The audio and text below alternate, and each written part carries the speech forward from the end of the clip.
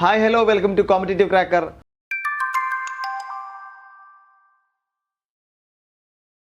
Competitive ക്രാക്കറിൻ്റെ പുതിയൊരു വീഡിയോയിലേക്ക് സ്വാഗതം. അപ്പം ഞാനിന്ന് വന്നിരിക്കുന്നത് നമ്മളേവരും കാത്തിരുന്ന, അതായത് ഒരുപാട് പ്രാവശ്യം കാത്തിരുന്ന ഒരുപാട് ന്യൂസുകളൊക്കെ കേട്ട നമ്മളെ HSST കൊമേഴ്സ് എക്സാമുമായി ബന്ധപ്പെട്ടുള്ള കുറച്ച് കാര്യങ്ങൾ പറയാൻ വേണ്ടിയിട്ടാണ്.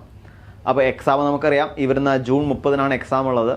അപ്പോൾ നിങ്ങളെവരും പഠിക്കുന്നുണ്ടാവും, അവസാനഘട്ട പരിശീലനത്തിലായിരിക്കും അല്ലേ. നമ്മൾ ഏതൊരു മത്സര പരീക്ഷ എടുത്താലും അവസാനഘട്ട പരീക്ഷ അല്ലെങ്കിൽ പരീക്ഷയോടനുബന്ധിച്ചുള്ള ആ പഠനമാണ് നമ്മൾക്ക് കൂടുതൽ മാർക്ക് സ്കോർ ചെയ്യാൻ വേണ്ടി സഹായിക്കുന്നത്. അതുകൊണ്ട് തന്നെ ഒരിക്കലും പിന്നോട്ട് പോവാതെ നല്ല രീതിയിൽ മുന്നോട്ട് ആയിക്കൊണ്ട് ഓരോ ദിവസവും നിങ്ങൾക്ക് നല്ല രീതിയിൽ പഠിക്കാൻ പറ്റട്ടെ, കൂടുതൽ MCQs ഡിസ്കസ് ചെയ്യാൻ വേണ്ടി പറ്റട്ടെ, നല്ല രീതിയിൽ എക്സാം അറ്റൻഡ് ചെയ്യാനും പറ്റട്ടെ. എല്ലാവർക്കും ഒരിക്കൽ കൂടി എല്ലാവിധ വിജയാശംസകളും നേരുന്നു. അപ്പം ഞാനിന്ന് വന്നിരിക്കുന്നത്, നമുക്ക് ഓരോരോ ടോപ്പിക്കുകൾ നമുക്കറിയാം, വലിയൊരു ഏരിയ ആണ് നമുക്ക് പഠിക്കാനുള്ളത് അല്ലേ. സബ്ജക്റ്റ് ആയിക്കോട്ടെ, ജനറൽ പേപ്പർ ആയിക്കോട്ടെ. അപ്പോൾ സബ്ജക്റ്റിലേക്ക് നമ്മൾ നോക്കുന്ന സമയത്ത് ഇനിയും നമുക്ക് എങ്ങനെയാണ് സബ്ജക്റ്റ്, അതായത് എത്ര വൈഡാണ് സബ്ജക്റ്റ്, അല്ലെങ്കിൽ ഓരോരോ മൊഡ്യൂളിൽ നിന്നും എത്രമാത്രം ക്വസ്റ്റ്യൻ ചോദിക്കും, എത്ര മാർക്കിന് ചോദിക്കും, ഇങ്ങനെയൊക്കെ സംശയങ്ങളുണ്ടാവും. അപ്പോൾ അത് ഇനി ഉണ്ടാവരുത്. കാരണം എന്താ, നമുക്ക് അവസാന ഘട്ടത്തിലാണുള്ളത്. അപ്പോൾ ഇനിയുള്ള ചുരുങ്ങിയ ദിവസം കൊണ്ട് നമുക്ക് ഈ ഇത്രയും വലിയൊരു ഏരിയ നമുക്ക് എങ്ങനെയാണ് പഠിക്കാൻ പറ്റുക തുടങ്ങിയ കാര്യങ്ങളൊക്കെയാണ് നമ്മൾ ഇന്ന് പറയാൻ പോകുന്നത്. നമുക്ക് നോക്കാം ഓരോ മൊഡ്യൂളും ആ മൊഡ്യൂളിന് അനുബന്ധമായിട്ടുള്ള സ്കോർ എത്ര എന്നുള്ള കാര്യം നമുക്ക് എന്ത് ചെയ്യാം ഒന്ന് നോക്കാം. ഓക്കെ, നമുക്ക് അറിയാം HST കൊമേഴ്സ് പരീക്ഷയ്ക്ക് ടോട്ടൽ നമുക്ക് സബ്ജക്റ്റ് പേപ്പർ അല്ലേ, സബ്ജക്റ്റായിട്ട് നമുക്ക് പഠിക്കാനുള്ളത് 10 മൊഡ്യൂളുകളാണ്. 10 മൊഡ്യൂൾ കൂടിയിട്ട് ഓരോ മൊഡ്യൂളിനും 7 മാർക്ക് വീതം, അങ്ങനെ 70 മാർക്കാണ് സബ്ജക്റ്റായിട്ട് നമുക്ക് കിട്ടാനുള്ളത്. ബാക്കിയുള്ള 30 മാർക്ക് എന്ന് പറയുമ്പോൾ അവിടെ ജനറൽ പേപ്പറാണ് വരിക. ജനറൽ പേപ്പർ തന്നെ ഇത് വരും, ടീച്ചിങ് ആപ്റ്റിറ്റ്യൂഡ് വരും, അതേപോലെ GK വരും, GK അല്ലെങ്കിൽ കറണ്ട് അഫയേഴ്സ് വരും, പിന്നീട് റിനൈൻസൻസ് വരുന്നുണ്ട്, അതേപോലെ തന്നെ കോൺസ്റ്റിറ്റ്യൂഷൻ വരുന്നുണ്ട്, സോഷ്യൽ റീഫോംസ് വരുന്നുണ്ട്. ഇങ്ങനെ എല്ലാം കൂടി 30 മാർക്ക് നമുക്ക് 100 മാർക്കിലാണ് പരീക്ഷ ഉള്ളത്. നിങ്ങൾക്ക് അറിയാമായിരിക്കും അല്ലേ. അപ്പോൾ ഈ 70 മാർക്കാണ് നമുക്ക് സ്കോർ ചെയ്യേണ്ടത്. അപ്പോൾ 70 മാർക്ക് സ്കോർ ചെയ്യാൻ 10 മൊഡ്യൂളുകളാണുള്ളത്.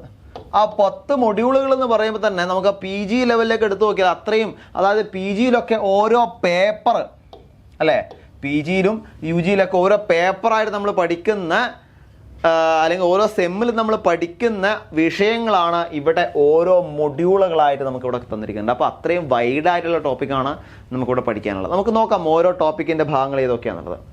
ഒന്നാമത്തെ ടോപ്പിക്ക് നമുക്ക് മനസ്സിലാവും റിസർച്ച് മെത്തഡോളജിയാണ്. റിസർച്ചും അതേപോലെ ക്വാണ്ടിറ്റേറ്റീവ് ടെക്നിക്സും. ഇതിനകത്ത് റിസർച്ചിൻ്റെ എല്ലാവിധ കാര്യങ്ങളും വരുന്നുണ്ട്. അതായത് types of research process, research design, അതേപോലെ തന്നെ ഡാറ്റകളെ പറ്റി ടൈപ്സ് ഓഫ് ഡാറ്റ വരുന്നുണ്ട്, സാമ്പിളിങ്, വാരിയബിൾസ്, അതേപോലെ QTയിലേക്ക് കിടക്കുന്ന സമയത്താണ് ഇവിടെ ഇത് വരുന്നുണ്ട്, ടെസ്റ്റുകൾ, പാരാമെട്രിക് ടെസ്റ്റ്, നോൺ പാരാമെട്രിക് ടെസ്റ്റുകൾ, analysis of data, statistical tools, then measures of central tendency, dispersion, correlation, regression, T test, Chi-square test, factor analysis, ANOVA, ഇങ്ങനെയുള്ള ഒരുപാട് ഏരിയകൾ നമുക്കിവിടെ വരുന്നുണ്ട്. അപ്പോൾ നമുക്കിവിടെ 2 ഏരിയകളാണ് പ്രധാനമായും പഠിക്കാനുള്ളത്. ഏതൊക്കെയാണ്? ഒന്ന് റിസർച്ച് എന്ന് പറയുന്ന ഏരിയയും അതേപോലെ QT എന്ന് പറയുന്ന ഏരിയയും. അപ്പോൾ ഇത് രണ്ടും നമുക്ക് നല്ല രീതിയിൽ നോക്കണം. കാരണം എന്താ വെച്ചാൽ QTയിൽ നമുക്ക് വലിയ രീതിയിലുള്ള പ്രോബ്ലംസ് ഒന്നും വരില്ല. എന്നാൽ കൂടി നമ്മൾ ഇവിടെ കണ്ടുപിടിക്കാനുള്ളത്, അതായത് ടെസ്റ്റുകളുടെ, നമുക്കറിയാം ഇവിടെ Chi-square ടെസ്റ്റ് ഉണ്ട്, T-ടെസ്റ്റ് ഉണ്ട്, അങ്ങനെ ഒരുപാട് ടെസ്റ്റുകളുണ്ട് അല്ലേ. അതേപോലെ തന്നെ അത്തരത്തിലുള്ള ടെസ്റ്റുകൾ ചിലപ്പോൾ ഇക്വേഷൻസും ഉണ്ടാവും.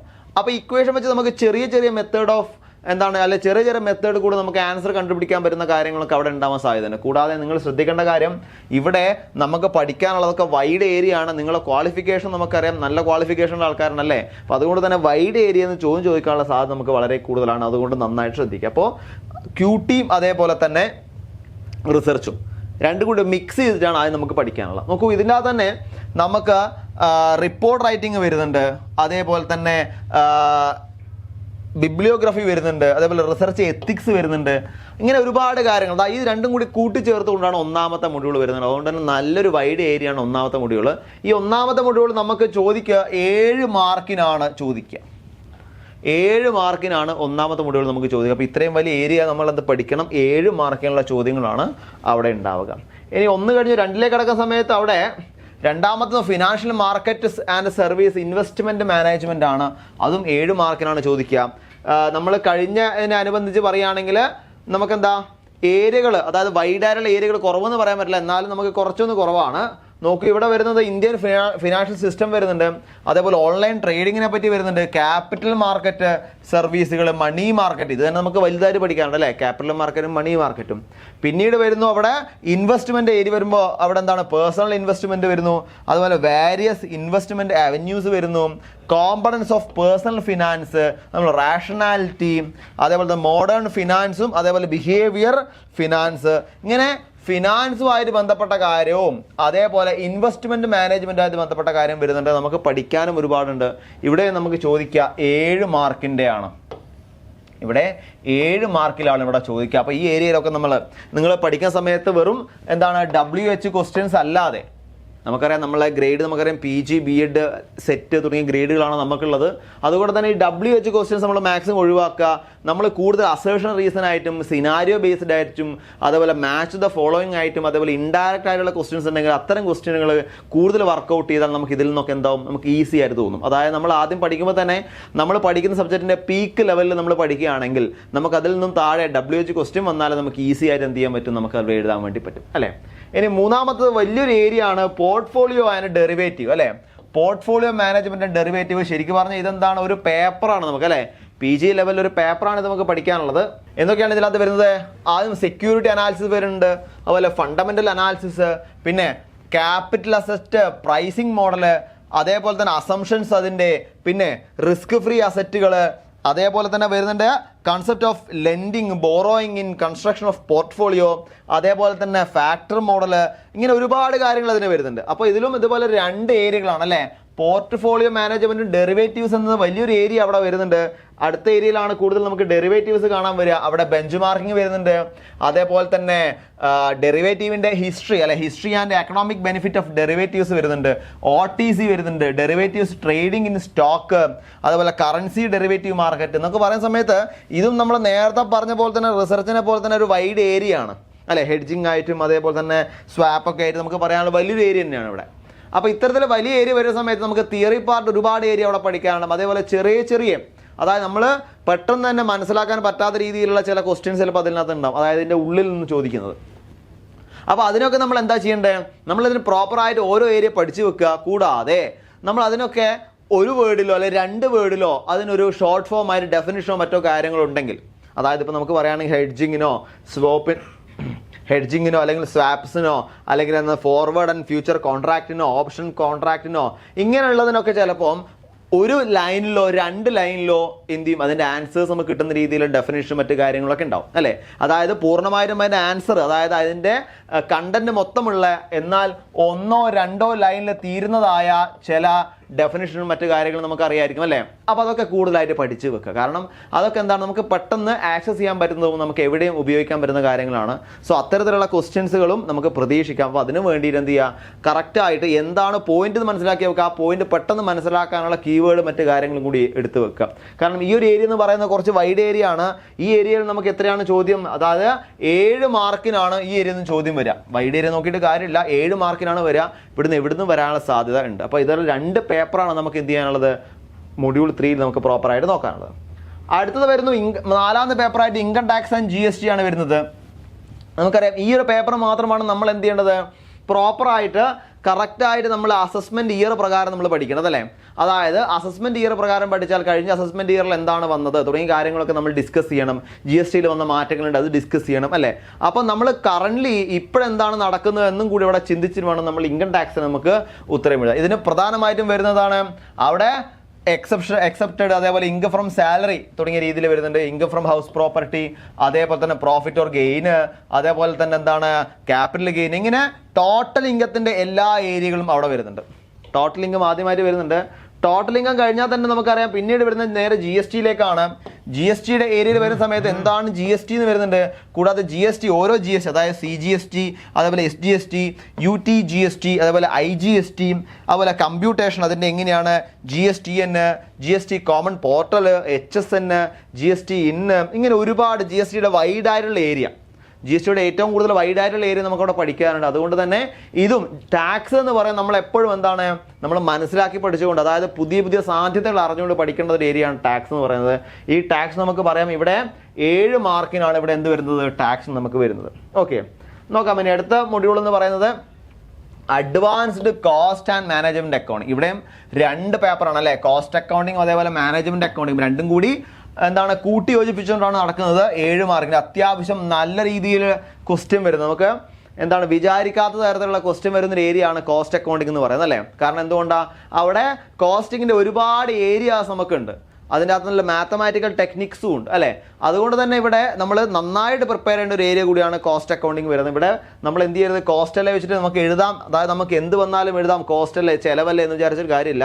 അതിൻ്റെ ഓരോ ടേംസും നമ്മൾ പ്രോപ്പറായിട്ട് പഠിക്കാനുണ്ട്. അതേപോലെ തന്നെ പ്രധാനമായിട്ടും എന്താണ് മാർജിനൽ കോസ്റ്റിംഗ്, അതേപോലെ fixation of selling price, accepting additional order, അതേപോലെ own or lease, sell or future process, ഇങ്ങനെയുള്ള കോസ്റ്റിങ്ങിൻ്റെ എല്ലാ ഏരിയയും നമുക്ക് എന്ത് ചെയ്യാണ്ട് ഇവിടെ പ്രധാനമായിട്ടും പഠിക്കാനുണ്ട്. കഴിഞ്ഞില്ല അതും ഇതേപോലെ തന്നെ എന്താണ് അവസാനം നമുക്ക് പറയുന്ന സമയത്ത് ERP, അതുപോലെ enterprise resource planning, activity based costing, total productivity management, TPM, ഇങ്ങനെയുള്ള ഒരുപാട് ഏരിയ, അതായത് കോസ്റ്റിങ്ങും മാനേജറിയൽ അക്കൗണ്ടിങ് കൂടി ചേർത്തൊരു ഏരിയ ആണ്. നമുക്ക് ഇവിടെ ശ്രദ്ധിക്കേണ്ട കാര്യം, നല്ല ഡെപ്തായിട്ട് ചോദ്യം വരുന്നൊരു ഏരിയ ആണ് ഈ ഒരു മൊഡ്യൂള്.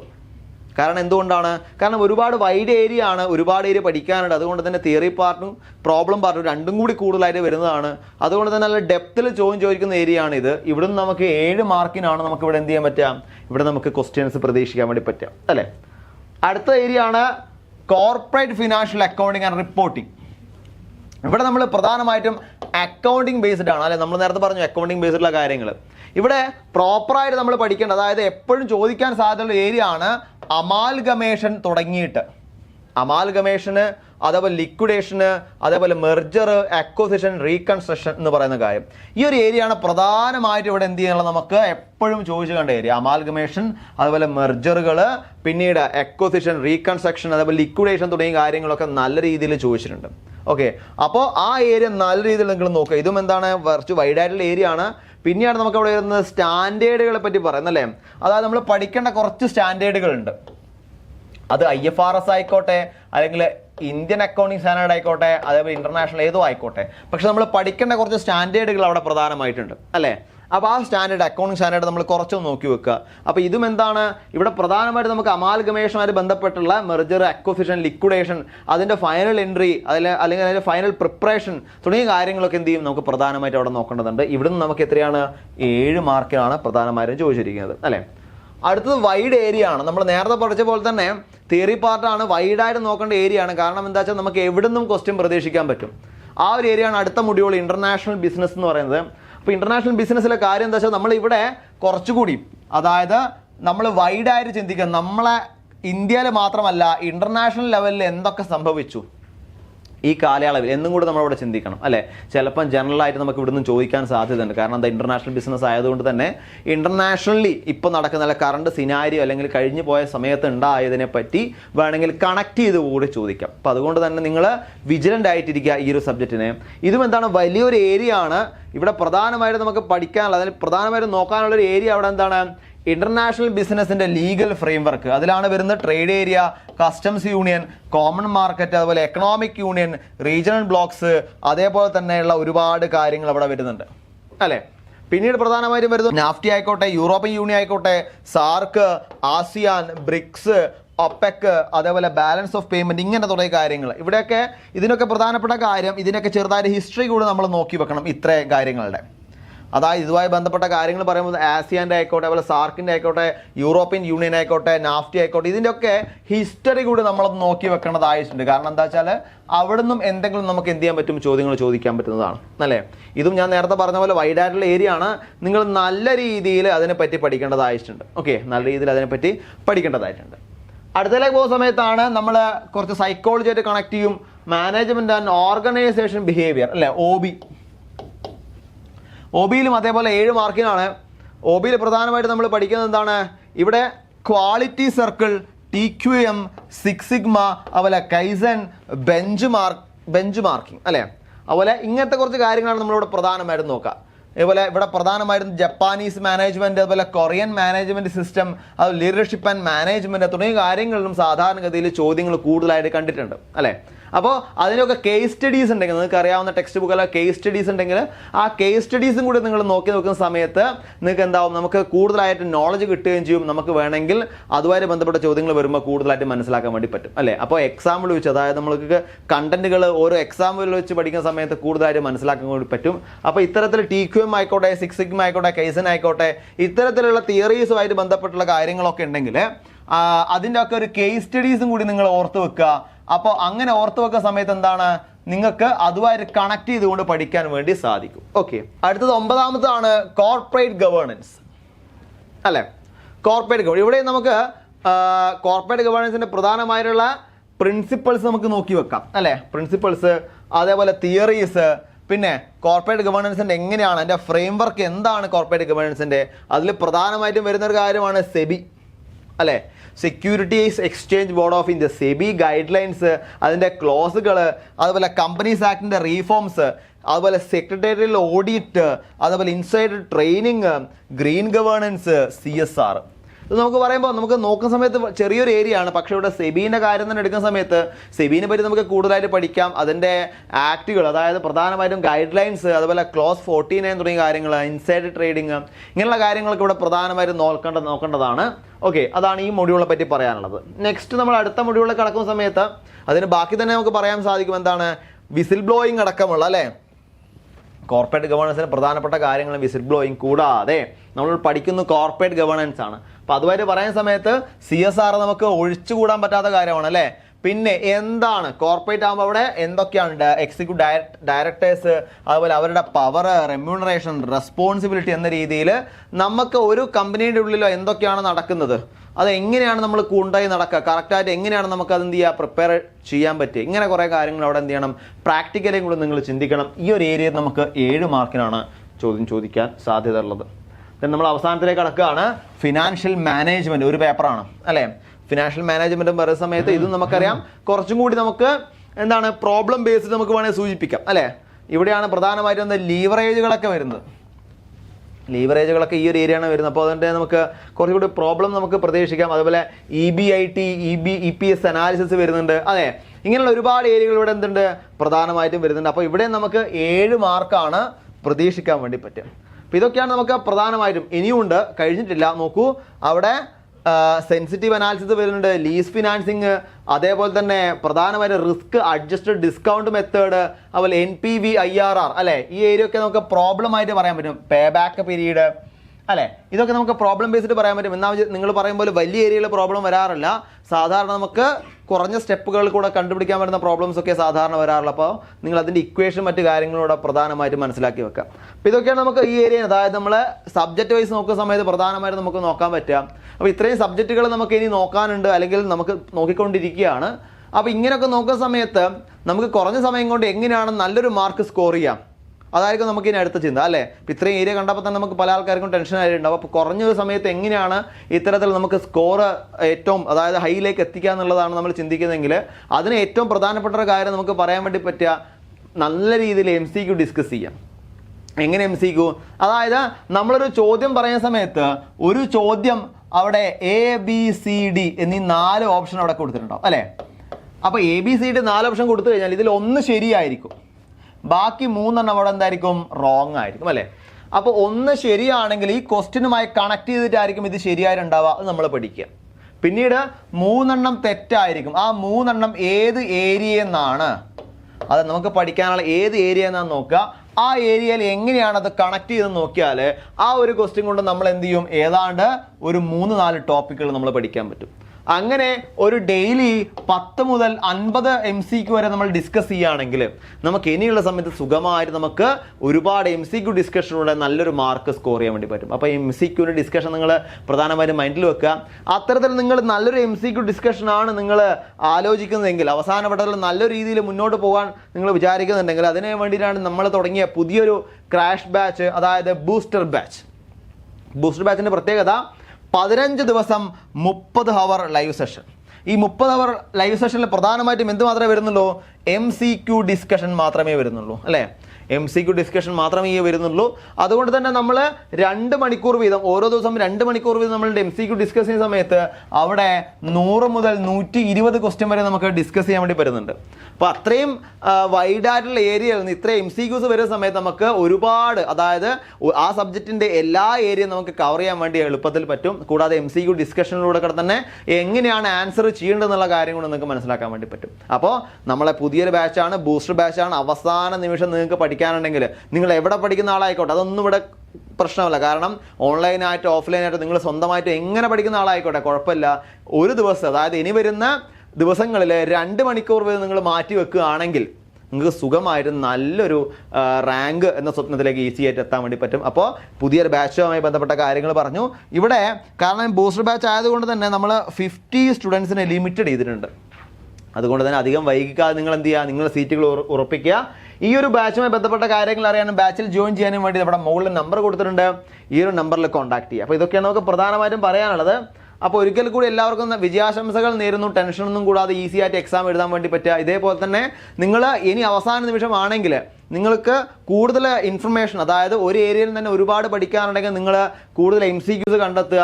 നിങ്ങൾ കഴിഞ്ഞ HSTയുടെ അല്ലെങ്കിൽ നെറ്റിൻ്റെ സെറ്റിൻ്റെ അല്ലെങ്കിൽ കൊമേഴ്സുമായിട്ട് ബന്ധപ്പെട്ട് നടന്ന ഒരുപാട് ടെസ്റ്റുകൾ ഉണ്ടാവും അല്ലേ.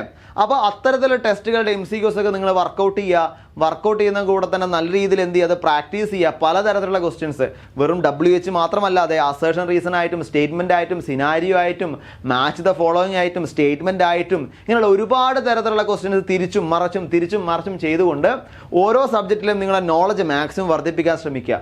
അത്തരത്തിൽ ക്വസ്റ്റ്യൻ വർക്കൗട്ട് ചെയ്യുന്ന സമയത്ത് നമുക്ക് എന്തും നോളജ് മാത്രമല്ല ഓരോ ക്വസ്റ്റ്യനും എങ്ങനെ പ്രിപ്പയർ ചെയ്യണം എന്ന കാര്യങ്ങളോട് മനസ്സിലാവും. അപ്പോൾ ഈ നല്ലൊരു രീതിയിൽ പഠിക്കുക, നല്ല രീതിയിൽ എക്സാം എഴുതുക.